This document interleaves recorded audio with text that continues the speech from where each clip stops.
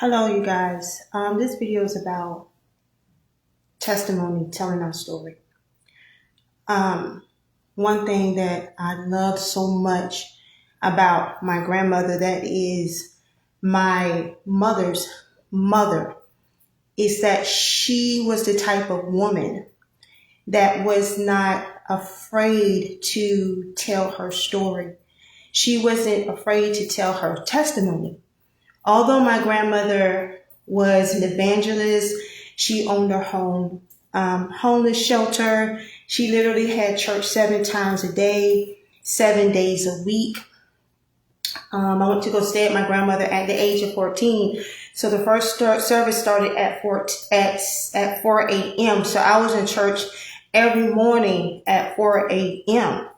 And also every morning I was up way before 8 o'clock, because after church I could go back to sleep, but I had to get back up because me and my cousin, which was my best friend, John, would have to rotate and sit at the church.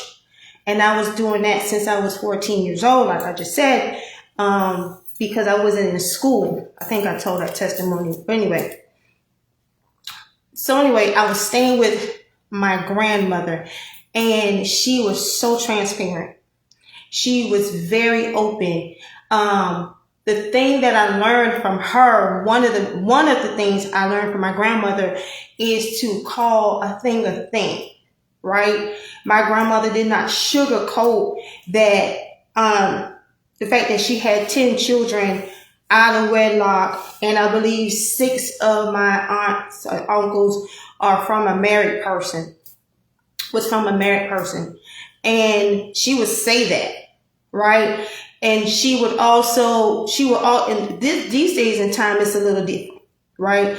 Whether it's a man or a woman, usually what you will hear is the justification of sleeping with somebody else's spouse, right? The glorification, they will glorify, they will call good evil and evil good. But with my grandma, she would say, she was just before her time. She would say the darndest thing sometimes when she would see my uncles or somebody do something. I remember one day we were in church and she made a statement I would never forget. And she would say, the reason why he acting like that, because that's not my child. I went and slept with that woman's husband. That's her child. So I'm raising her child. If I didn't touch him, I wouldn't have this issue. She would say that. She would not justify any evil. She would not justify any wrongdoing. She did not high-five things that was not right.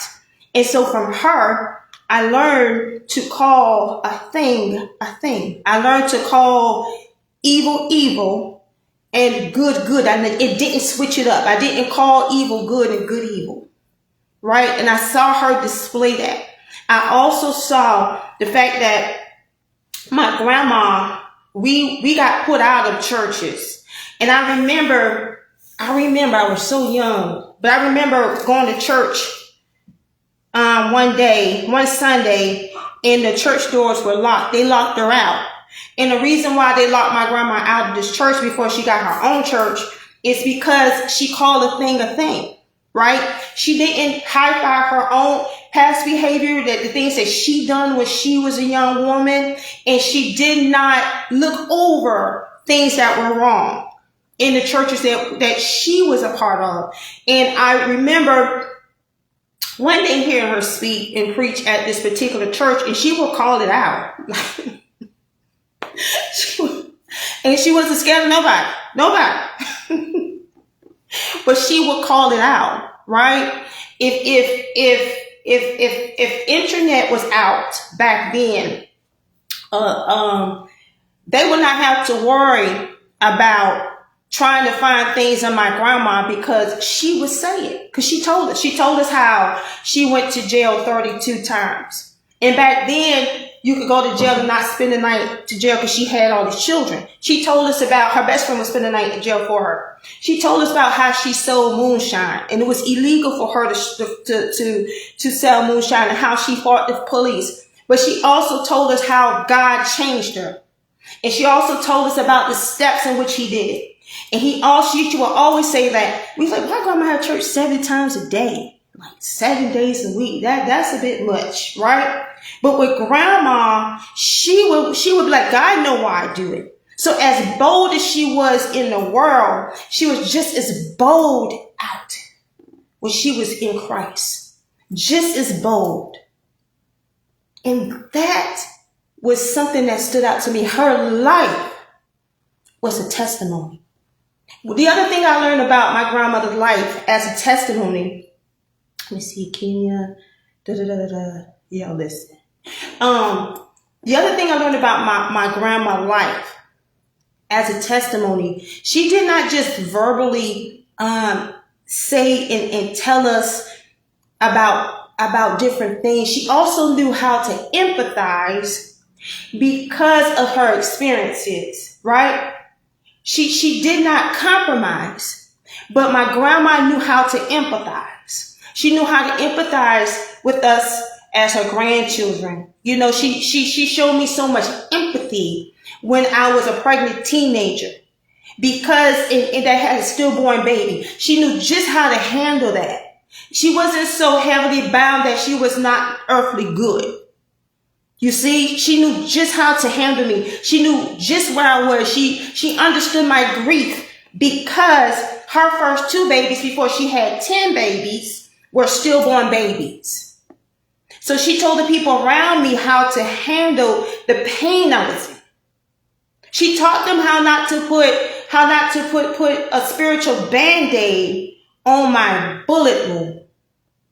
She taught that. She testified about that. But what if she was the type of woman who was just this powerhouse of a preacher and this powerhouse and evangelist who was very well known, but act like she didn't do nothing? That wasn't her. She testified. And because my grandma testified, and because her life was a living testimony, it helped me. It helped me to live my life out as a living testimony, to call a thing a thing and not be ashamed of what I may have gone through, what I'm going through, but be able to share it and then to say, you know what? I've been there before. I've seen this. Let me tell you what God will do. And I've seen him do this so many times. It's been times where I be sitting across from somebody, counseling them, and they telling me my story. The only difference is that they're literally living in the midst of the pain, the guilt, the shame, the anguish, and it's almost so heavy for them till it's hard for them to even say what is going on with them, right? They're in the midst of it. I am on the other side of it. I'm on the other side of the deliverance. I'm on the other side of knowing that God will restore you. And when I see this, I always know it's God's moment. And it's my moment to tell them about, listen, I know where you are. And be able to give it language. And a lot of times when that happens, and I'm listening to them, you gotta listen, right? And I come back and paraphrase what they say. Right? And I come back and tell them what they just said, but also give it a language from my experience. They are always, their whole face is like, it's a difference. When you can bring your testimony inside of a situation to help somebody come delivered, just like God delivered you, just like he brought you out. You must say it. You must testify. This scripture is so good. And John 4:39 says, many Samaritans from that town believed in him because of the woman's testimony. He told me all that he told me all that I ever did. That was her testimony. That Jesus told her all that she ever did. Now, the Bible says that so many Samaritans from that town believed in him because of the woman's testimony, right? They were not saved because of her testimony. It was her story which led them to Jesus. It was her story that led them to the one who's able to heal, the one who's able to restore, the one who's able to redeem. And that's how it was with my grandma. It was her story that drew people more closer to Christ. They were able to come listen to her teach and preach because they knew that she was coming from a place of authenticity to how God brought her out. So when she had her homeless shelter, it was easy for people to listen to her, to sit with her, to understand where she was coming from, because she was the one that sold the liquor. She went to jail 32 times. She was the one in the park fighting the police. Right? She was the one who was the adulteress. She was the one sleeping with the woman's husband. And she said it. And she also gave God glory for how he delivered. So when they see her, they're like, God, wait. If God can do it for her, then he can do it for me. That's why when we're in the midst of stuff, we got to know that it is just temporary. Especially when we give that thing to Christ. Especially when we take the situation that we're in and give it to God. Because he uses everything. He don't use just part of it. Here, cousin, he uses all of it. He uses all of it. He don't use a little bit. He used the good. He used the bad. He used the ugly. The thing is that we can't stay in the ugly. We got to allow God to bring us through the ugly. That ugly become a testimony to help somebody else come out of the ugly. It's important that we testify. Cousin, you want to come on?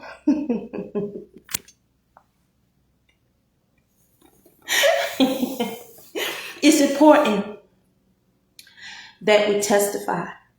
I give God the glory for my testimony because of the testimony that he's given me. Although the process has been hard, although days has been hard, although I wouldn't want to ever go back to those things, I thank God for the testimony. Whether it's good or whether it's bad or whether it's whatever it is because if there's deliverance through us giving God glory through the things he brought us through because of what he's done, right? So we must testify. We can't just let it seem like it's just this way because it's not. There's a story behind the glory. And so we must tell the story. I was reading to my sister some of the things I wrote down in my book and the different testimonies. So we must testify. Whether it's when we meet somebody and we test about what God did for us, how he brought us out, or if we're counseling someone, or if we just at work, no matter what it is, we must tell because we meet people all the time. And we must feel God will let us know when we need to open up our mouths and talk about him. It's no good, it's a good time, it's no wrong time. You just speak. Revelations 12:11 said, "I'm hushed." And they overcame him. Who was him? Satan. By the blood of the Lamb and by the word of their testimony.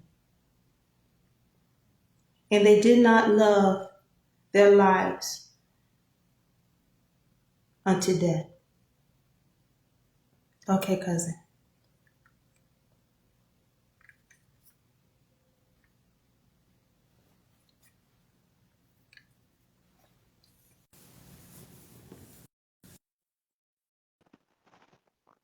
My cousin coming over. That's my cousin. I'm adding you back. Marie. Hello?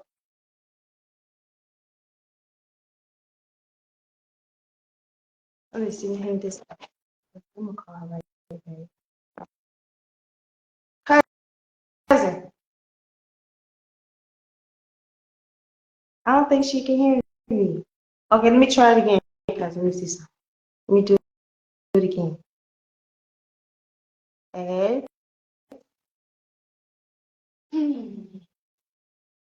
Let me see. Let me do it again. I tried trying to add. Oh, add. It says add. It says adding.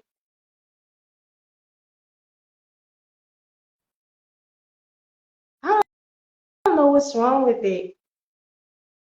Do you see adding on your side?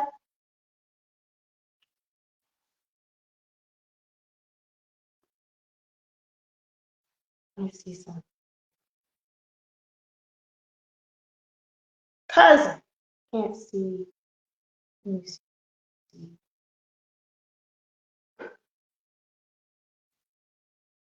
Like, again, like mine. I'm trying to add you.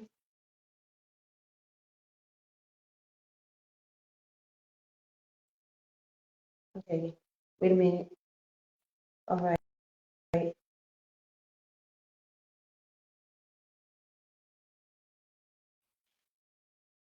Let's try it again. I should get on. I'm going to go.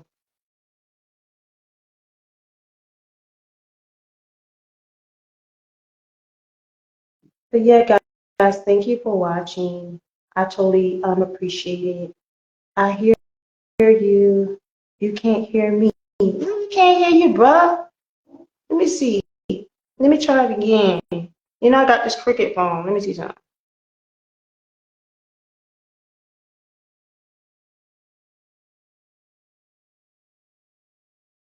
Let's see. Oh, wait a minute. Let me go back out. Oh, Jesus.